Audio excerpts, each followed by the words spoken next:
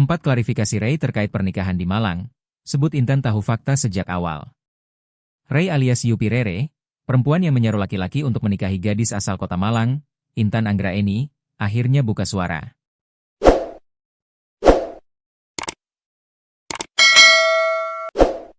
Sebelumnya, Ray dilaporkan Intan ke Polresta Malang Kota atas tuduhan pemalsuan identitas dan dokumen karena tidak mengaku sebagai perempuan saat menikah. Intan mengaku baru mengetahui identitas bahwa Ray seorang perempuan saat malam pertama. Intan pun mengungkap sejumlah tipu daya Ray untuk bisa menikahinya.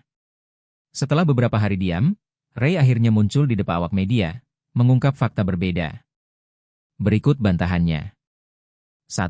Intan sudah tahu identitasnya dari awal. Ray menyebut apa yang dikatakan Intan tidak sesuai fakta dan telah mencemarkan nama baiknya. Ray mengaku kecewa setelah dirinya dilaporkan ke polisi. Ia menilai, narasi yang beredar di media sosial tidak mencerminkan kondisi sebenarnya. Ia kecewa pasti, karena beritanya tidak sesuai realita. Dari awal dia sudah tahu identitas saya, bahkan keluarganya juga tahu, kata Ray saat memberikan klarifikasi kepada awak media pada Kamis, 9 April 2026. Menurut Ray, hubungan keduanya tidak diawali dengan kebohongan. Ia menyebut Intan yang juga dikenal dengan nama Vela itu telah mengetahui identitasnya sejak awal perkenalan. Termasuk saat keduanya bertemu di sebuah kafe atau tempat hiburan malam di Kota Batu.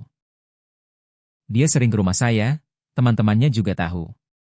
Jadi kalau dibilang baru tahu setelah menikah, itu tidak benar, ujarnya.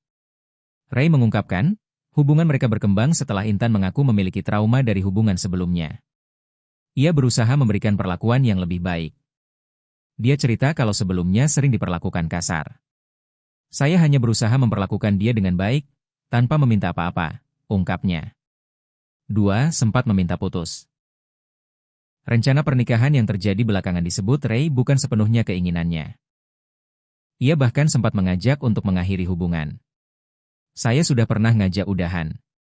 Tapi ada ancaman bunuh diri, bahkan ibunya sampai pingsan. Akhirnya situasi jadi tidak kondusif, ungkapnya. 3. Jadi tempat berutang. Ray juga menyinggung adanya dugaan motif ekonomi di balik hubungan tersebut. Ia mengaku selama menjalin hubungan, dirinya kerap membantu kebutuhan finansial Intan, termasuk melunasi sejumlah utang. Bukti transfer ada banyak, bukan cuma 1 atau 2. Saya juga yang menutup beberapa utangnya. Kalau ditaksir, yang saya berikan kepada Vela sekitar 200 juta rupiah, jelasnya. Ia bahkan sengaja menghentikan pemberian uang selama 4 hari untuk menguji situasi. Dari situ, menurutnya, konflik mulai muncul hingga berujung pada laporan ke polisi. 4. Bantah palsukan dokumen. Terkait tudingan pemalsuan dokumen, Ray membantah keras. Ia menegaskan identitas yang digunakan adalah asli. Ray yang berusia 36 tahun itu juga menepis tudingan intimidasi maupun ancaman terhadap Intan. Saya tidak pernah memalsukan dokumen. Identitas yang saya kasih itu asli. Saya tidak pernah mengancam atau mengintimidasi dia, ucapnya. Pasca laporan polisi, komunikasi antara keduanya terputus. Ray mengaku sempat mencoba menghubungi Intan untuk meminta kejelasan, namun tidak mendapat respons. Saya sempat tanya, atas dasar apa melaporkan saya. Tapi setelah itu pesan ditarik dan tidak ada balasan lagi sampai sekarang, tandasnya.